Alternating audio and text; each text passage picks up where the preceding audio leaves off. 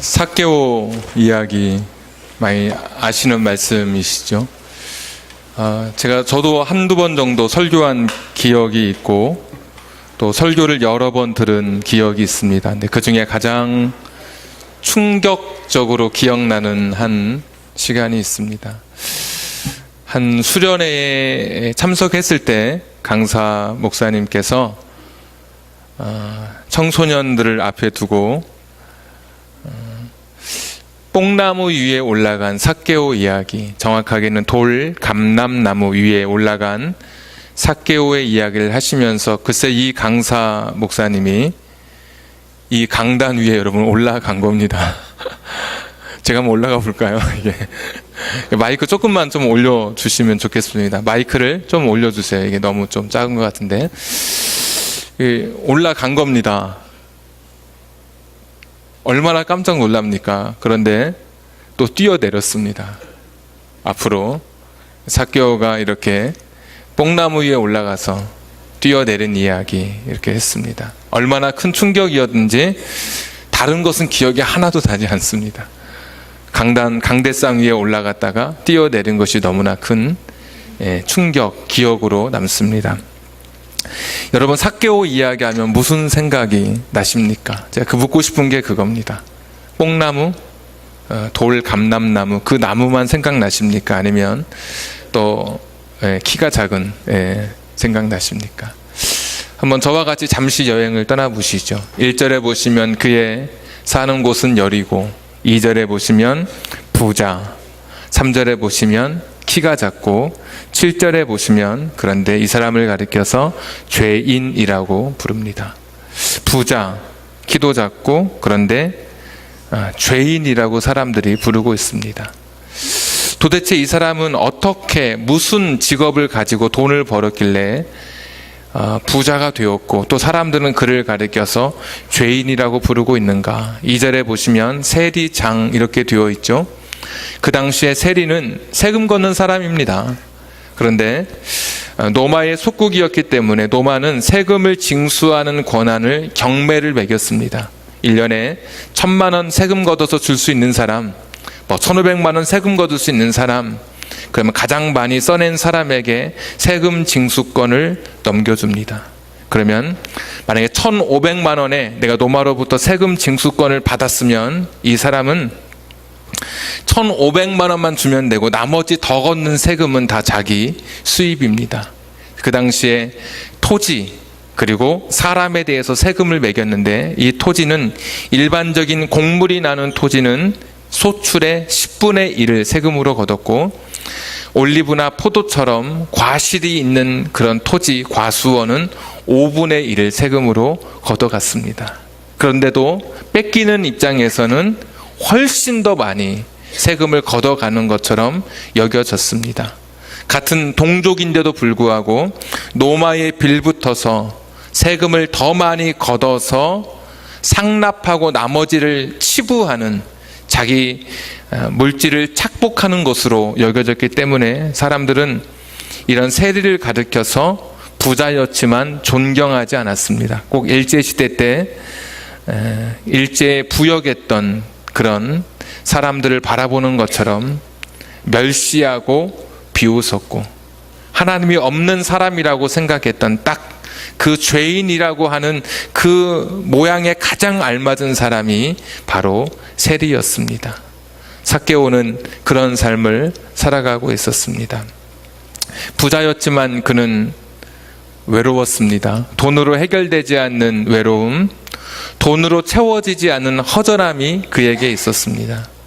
3절에 보시면 예수님을 만나기 위해서 산의 그 돌 감람나무 위에 올라갑니다. 나무 위에 올라갑니다. 여기서 예수님을 보고자 했다고 할 때 이 보고자라고 하는 단어는 미완료 시제라고 해서 계속적으로 지속적인 상태를 이야기합니다. 그러니까 한번 예수님을 호기심으로 보고 싶었던 것이 아니라 계속해서 만나고 싶은 그런 그 열망이 이 삭개오에게 있었던 것입니다. 오늘 말씀의 제목처럼 그는 부자였는데 그의 영혼은 헐벗은 가난한 그런 부자였습니다. 돈은 있었지만 그의 영혼은 하나도 채워지지 않는 그런 가난한 사람, 풍족한 소유와 풍족한 소비를 했지만 영혼은 헐벗은 그런 가난한 사람이었습니다. 예수님이 오신다는 이야기를 듣고 밀려드는 사람들 사이를 비집고 들어갈 용기조차 없었던 그런 사람이었습니다. 그래서 사람들 사이에 껴서 모욕과 질시를 받느니 그냥 나무 위에 올라가서 거기서 예수님을 바라보게 된 것입니다. 5절에 보시면 나무 위에서 예수님을 만나게 됩니다. 예수님께서 너무나 좋으신 분이시죠. 이름을 부르면서 내려오라고, 급히 내려와라, 내가 너의 집에 유하여야 하겠다라고 말씀해 주셨습니다. 사람들이 수근수근 거렸지만 예수님은 전혀 개의치 않고 죄인이라고 불리웠던 삭개오의 집에 가서 함께 시간을 보내게 되었습니다. 그날 이후 삭개오가 변했죠. 그가 가진 돈에 대한 생각들, 재물에 대한 가치관이 그날 이후로, 예수님 만난 이후로 변하게 되었습니다.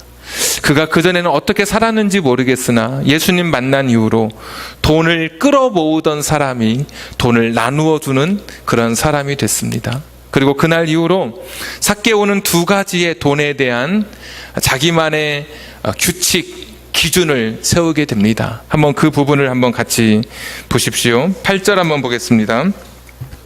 삭개오가 서서 주께 여짜오되 주여 보시옵소서, 내 소유의 절반을 가난한 자들에게 주겠사오며 만일 누구의 것을 속여 빼앗은 일이 있으면 4배, 4배 내 갑절이나 갚겠나이다. 삭개오가 예수님 만나고 돈에 대해서 두 가지 원칙을 세웠는데 첫 번째는 나눔이라고 하는 원칙을 세웠습니다. 내가 가진 것 내 것이라고 말하지 않고 내가 가진 것의 반을 내가 사람들에게 나누어 주겠습니다. 내가 가진 것을 가난한 사람들과 나누겠다. 두 번째 원칙은 계속 8절에 보시면 누구의 것을 속여서 빼앗은 일이 있으면, 옛날 성경에는 토색 이렇게 되어 있죠. 갈취하다, 착취하다. 그래서 부정한 방법으로 내가 누구의 것을 빼앗은 일이 있다면 갚겠습니다. 내가 앞으로는 부정한 것으로, 부정한 방법으로 돈을 벌지 않겠습니다. 이 두 가지를 삭개오가 그날 결심하게 됩니다. 다시 8절 보시면 삭개오가 서서 그랬죠. 갑자기 일어선 것이죠. 공식적으로 어떤 자신의 결단을 예수님 앞에 고백하는, 사람들 앞에서 고백하는 순간입니다. 우물쭈물하지 않았습니다. 탁 서서 자기가 돈에 대해서 가지고 있는 두 가지 생각을, 결심을 이야기하게 된 것입니다. 그리고 내가 죽어서 나중에 내 재산을 나누겠다는 것도 아니고, 8절은 현재형입니다. 보면 내가 지금 나누겠습니다. 지금부터 내가 토색한 것을 갚고 앞으로 그렇게 살지 않겠습니다라고 하는 그런 고백입니다. 자, 두 가지 원칙. 첫 번째, 나눔의 원칙, 내 것을 나누겠습니다. 두 번째, 부정한 방법으로 돈을 벌지 않겠습니다. 여러분, 이 원칙은 2000년이 지났지만 오늘 우리에게도 여전히 유효하고 굉장히 의미 있는 원칙입니다. 지금도 8억 명의 사람이 배고픈 채 잠든다고 이야기합니다. 엄마가 그런 이야기를 하겠죠. 아이에게, 배고프다고 칭얼대는 아이에게 빨리 자면 배고픈 것도 모른단다. 아이가 또 물을 겁니다. 잠이 안 와, 배고파서. 어떻게 하면 잠잘 수 있는데, 그때 어머니는, 먹을 것을 줄 수 없는 어머니는 그렇게 이야기하겠죠. 눈을 감아, 그러면 잠이 올 거야. 아침이 되면 여전히 배고픈 채 살아갑니다. 어떤 통계에는 3초에 1명, 어떤 통계에는 7초에 1명씩 먹지 못해서 죽어가고 있습니다. 내게 누군가에게 나누어줄 조금만 여유의 돈이 있다면 이 돈은 나누는 것이 마땅할 것입니다. 누군가에게 나의 소유를 나누어 그를 살리고 먹일 수 있다면 그렇게 하는 것이 마땅한 우리의 삶의 모습일 것입니다. 내가 가진 것을 사치와 방종으로 사용하지 않고 내가 가진 것을 하나님이 주신 선물로 알아서, 돈이라고 하는 것을 책임으로 알아서 내가 누군가에게 나누어 줄 수 있다면 우리들은 꽤 괜찮은 그런 사람이 될 것입니다. 부정한 방법으로 돈을 혹시 벌고 있는 분이 있다면 여러분 여기서 멈추셔야 합니다. 부정한 돈으로 아이들을 교육시키고, 부정한 돈으로 좋은 것을 사 먹고, 부정한 돈으로 좋은 옷을 입힌다고 해도, 우리가 음식을 이야기하자면 부패한 음식으로 아이들을 먹이거나 다 곰팡이 난 그 옷감으로 옷을 해입히지는 않습니다. 내가 부정한 돈, 그 돈으로 아이에게 하는 것이 결코, 그 아이를 위해서 심는 것, 좋은 것을 심는 것은 결코 아닐 것입니다. 삭개오가 가졌던 두 가지 원칙, 내게 있는 것을 나눌 수 있는 이런 마음, 내가 부정한 것을 내가 더 이상 취하지 않겠다고, 여기에서 멈추겠다라고 하는 그런 결심이 저와 여러분에게 있기를 주님의 이름으로 부탁드립니다. 사람은 자기 욕심을 따라서 돈을 많이 취하는, 그렇게 해서는 결코 채울 수 없습니다. 사람의 마음은 천하보다 크다고 말씀했기 때문에 천하를 다 갖다 주어도 만족함이 없는 것이 우리 인생입니다. 전도서의 말씀처럼 강물과 같아서 아무리 바다로 들어가도 바다는 채워지지 않습니다. 우리 인생은 그런 인생입니다. 얼마나 깊고 넓은지 무엇을 가져다 주어도 채워지지 않는 인생입니다. 내 욕망의 크기만큼 돈을 구하는 것이 아니라 내가 한 달 버는 그 수입만큼 내 욕망의 크기를 줄여야 됩니다. 그래서 인생은 작은 배낭을 쥘수록 행복한 겁니다. 배낭이 클수록 넣어야 할 것이 너무 많습니다. 힘듭니다. 배낭을 작게 만들수록 조금만 넣어도 금방 가득 차서 만족감을 느끼게 되는 것입니다.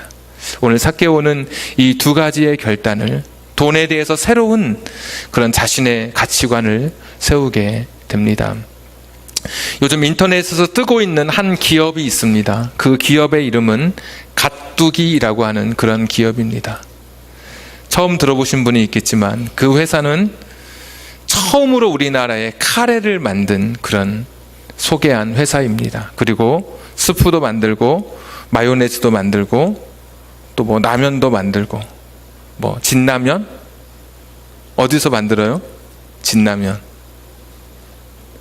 우리 학생들이 컵라면을 안 먹나 봅니다. 갓두기라고 하는 그 기업의 이름은 오뚜기입니다. 오뚜기.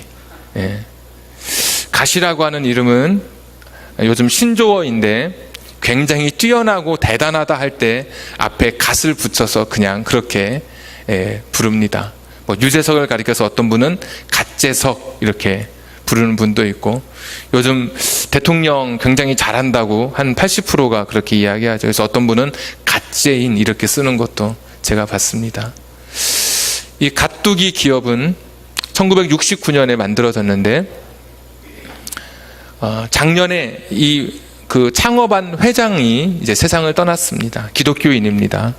그랬을 때 원래 회장급의 사람이 죽으면 회장급 사람들이 많이 모여들지 않겠습니까? 기업인들이. 그런데 이때 어린이들 그리고 청소년들이 그 장례식에 굉장히 많이 왔습니다. 알고 봤더니 매년 쉬지 않고 매달 선천적으로 심장 기형을 가지고 태어난 어린이들, 10년 안에 수술하지 않으면 그냥 죽을 수밖에 없는 어린이들, 가난한 집에 태어나서 돈이 없어서 수술하지 못하고 꿈도 생명도 잃어가는 그런 아이들을 이 오뚜기 기업이 후원을 했는데 무려 4,500명을 했습니다. 그러니까 4,500명의 심장을 가진 이 창업주가 작년에 세상을 떠나게 된 것입니다. 참 그것도 대단한데, PD수첩에서 각 식품 업체를 조사를 했는데 GMO라고 해서 유전자 변형 그 재료를 가지고 물건을 이제 식품을 만드는 그런 경우가 있습니다. 밀이든 어떤 뭐 보리든 강점 막 크게 키우는 유전적으로 변형을 시켜서. 그런데 그 많은 기업들이 이 유전자 변형된 식품을 사용했는데 오뚜기는 보니까 거기에 해당되지 않는, 그래서 우연찮게도 착한 기업이다 이렇게 소문이 났습니다. 죽으면서 3,000억의 주식을 자식에게 물려주었습니다. 저도 이번에 처음 알았는데 주식은 우리나라 법에서 30억 이상의 주식을 물려주면 50%를 소득세로 내게 되어 있답니다. 여러분 마음이 편하죠? 이런 이야기 들어도. 3,000억을 물려줬으니까 여러분 얼마를 내야 됩니까? 세금을 막 부르십시오. 뭐 어차피 1,500억을 세금으로 내야 됩니다. 주식을 반을 팔든 아니면 무슨 땅을 팔든 해서 1,500억을 내야 되죠. 여기 그 아들이 1,500억을 내겠다고 그렇게 이야기를, 당연한 것이지만 내겠다고 이야기를 했습니다. 그러면서 비교되는 한 기업이 있습니다. 삼성그룹은 물려준 금액이 3,000억이 아니라 10조랍니다. 그럴 만하죠. 엄청나게 크죠. 그러면 여러분 세금을 얼마 내야 됩니까? 5조 내야 됩니다. 10조 하니까 별로 이렇게 감흥이 없으시죠? 3,000억은 커버는데 3,000억, 그러니까 1,000억 다음에, 그러니까 9,999억 다음에 1조가 되는 거죠. 10조니까 엄청나죠. 근데 세금을 얼마 냈느냐? 5조를 내야 되는데 16억을 냈습니다. 여러분 이게 말이 됩니까? 저는 제 지인이 오뚜기에 근무하는 것도 아니고 제가 제일 싫어하는 사람이 삼성에 근무하지도 않습니다. 저는 그냥 현재 지금 이 젊은이들 사이에 있는 이야기를 여러분에게 소개해 드리는 겁니다. 정상적으로 하면 5조를 세금을 내야 됩니다. 세금을 내지 않기 위해서 불법은 아니지만 편법을 동원합니다. 무슨 합병한다 그러고 뭐 무슨 사채가 어쩌고, 요즘 그 아들 그 법원에 불려 나와서 그 이재용 씨가 계속 하는 이런 것들이 다 여러분 여기에서 시작되는 겁니다. 5조를 안 내려고 하다 보니까 어떤 다른 방법을 통해서 주식을 내 것으로 만들긴 해야 되겠고, 내가 이 기업을 운영은 해야 되겠고, 그러다 보니까 다른 방법을 사용하기 시작했습니다. 삭개오가 만약에 두 회사에 온다면 두 회사의 CEO로 어울리는 회사는 오뚜기입니다. 삭개오는 자기 것을 내야 될 것을 내는 사람이고 자기가 나눌 것을 나누는 그런 사람이었습니다. 불의한 방법으로 부정한 것을 취하여서 자기의 이익을 위해서 살지 않는 그런 사람이었습니다. 혹시 제가 좀 전에 말씀드린 것에 수치가 뭐가 잘못됐거나 제가 오해하고 있는 것이 있다면 나중에 끝나고 말씀해 주십시오. 제가 틀릴 수도 있으니까. 그러나 제가 여러 군데 국회의원이 이런 똑같은 말도 했었습니다. 결코 삭개오는 삼성에 어울리지 않는 그런 CEO입니다. 오뚜기에 근접한 CEO, 바로 삭개오입니다. 원래 삭개오가 처음부터 그랬던 사람이 아닙니다. 그러면 사람들이 삭개오를 가리켜서 죄인이라고 하지 않았을 것입니다. 존경했을 것입니다. 많은 청소년들이 와서 삭개오가 지나갈 때마다 정말 멋있는 사람입니다. 나의 롤모델입니다. 이렇게 말했을 것입니다. 삭개오는 처음부터 그런 삶을 살지 않았습니다. 삭개오는 죄인으로 살았습니다. 착취하고 많은 돈을 끌어모으며 살았습니다. 네, 그런 사람이 바뀌었습니다. 두 가지 원칙. 나는 정당하게 돈을 벌고 정당하게 세금 내고, 그리고 나는 내가 가진 것을 나누며 살아갈 거야. 이런 변화의 시작은 그가 예수님을 만났을 때, 그가 예수님 앞에 서게 있었을 때 그의 인생이 변화된 것입니다. 우리도 오늘 예수님을 보고자 해서 여기까지 왔습니다. 비를 뚫고 왔습니다. 억수같이 쏟아지는 비를 뚫고 여기까지 왔습니다. 예수님 만나기 위해서 왔습니다. 그 예수님께서 온 모든 저와 여러분을 만나 주셨습니다. 이미. 그런데도 여전히 달라지지 않은, 여전히 변화되지 않은 저와 여러분의 삶이라면 도대체 무엇이 잘못된 것일까요?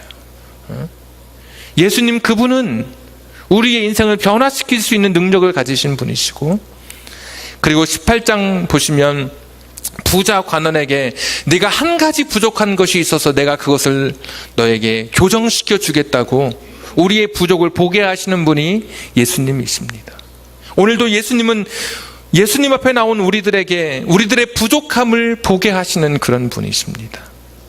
삭개오는 그것이 돈이었고, 지난주 아브라함에게는 그것이 자식이요 꿈이었고, 하나님과 같은 위치에 놓아두고 있는 대등한 것, 내 양심도 팔고 내 가치관이 다 망가져버린 채 살아가는 거의 하나님과 동등한 위치에 있는 것들을 오늘 예수님께서는 그것을 내려놓으라고 말씀하시는 것이고, 그리고 삭개오는 그 예수님의 말씀 앞에 응답하여서, 그리고 예수님의 그 가르침 앞에 자기 스스로 깨닫고 오늘 두 가지의 결심을 하게 된 것입니다.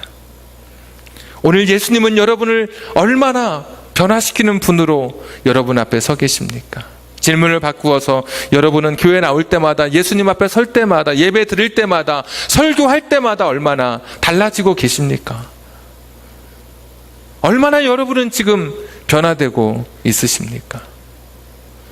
삭개오의 이 두 가지의 돈에 대한 관점, 예수님 앞에서 변화된 삶을 결심하고 서서 현재형으로 결단했더니 예수님 하시는 말씀이 오늘 구원이, 지금 이 순간 구원이 여기에 임했다. 사람들은 죄인이라고 말할 때 예수님은 삭개오는 구원받은 의인이라고 이야기했습니다.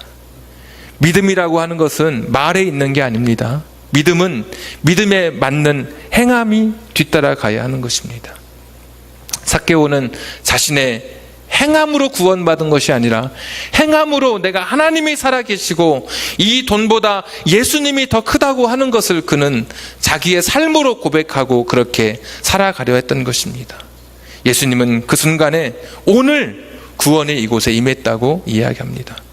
그리고 이 사람 역시 아브라함의 자손이라고 이야기했습니다. 누가복음 3장에 보시면 세례받으러 온 사람들에게 세례 요한이 독사의 자식들아 회개에 합당한 열매를 맺으라 그러면서 너희들 속으로 아브라함의 자손이라고 생각하지 말아라 그렇게 이야기했습니다.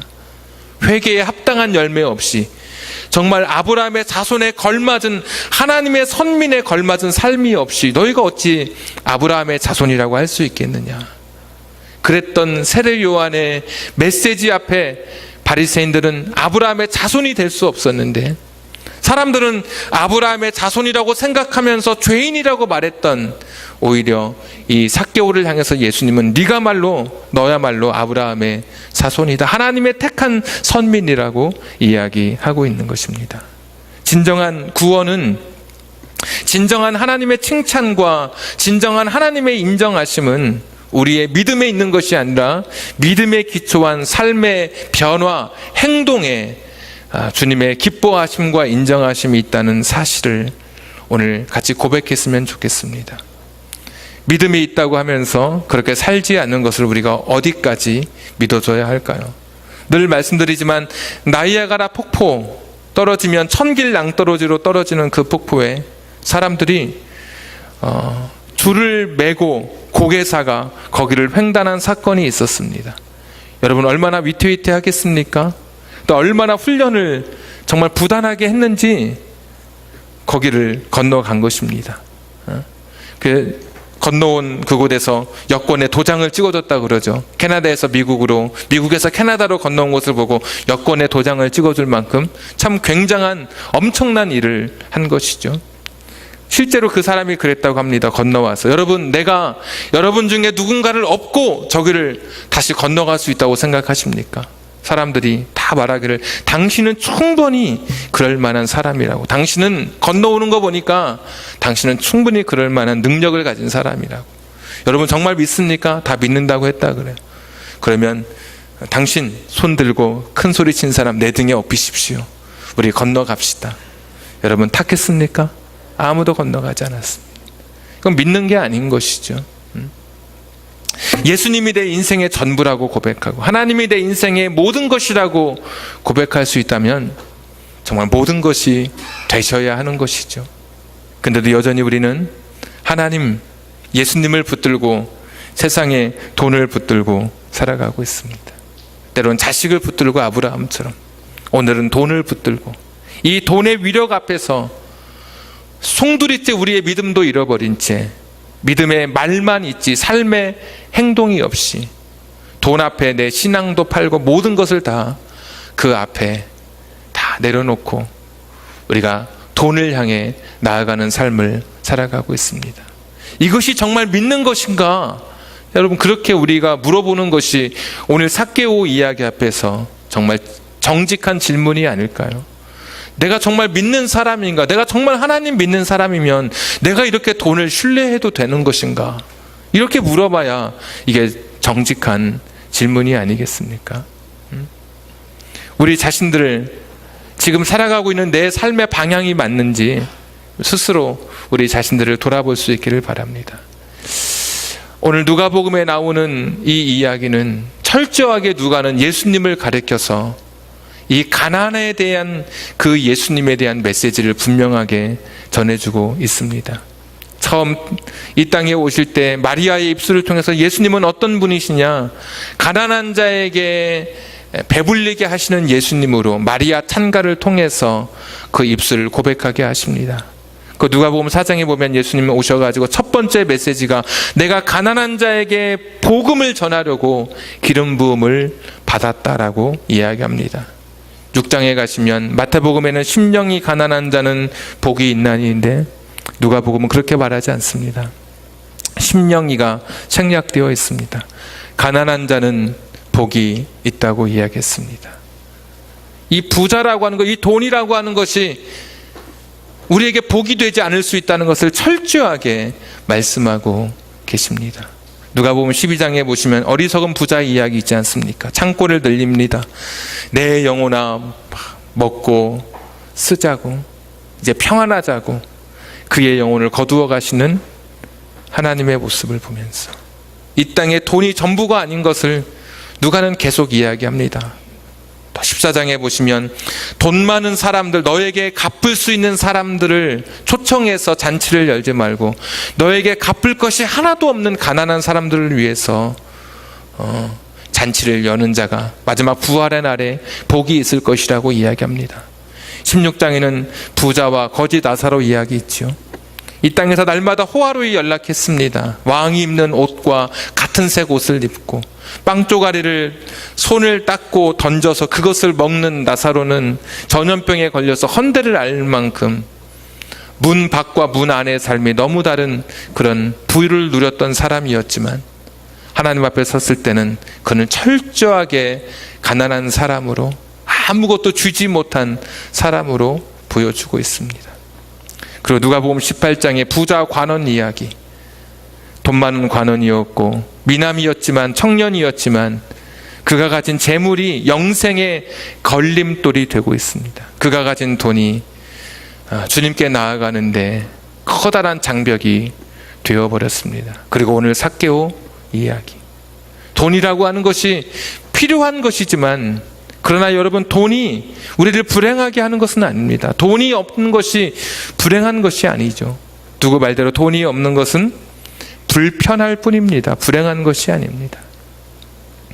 누가는 누가복음의 또 하나의 책을 기록했죠. 두 번째 책이 사도행전입니다. 사도행전에서도 2장에 딱 가보면 성령의 은혜를 경험한 사람들이 첫 번째 한 것이 자기들의 소유를 내놓은 것입니다. 자기의 밭도 가져오고 땅도 가져오고 내가 필요하지 않은 다른 것들을 사람들에게 내어놓았습니다.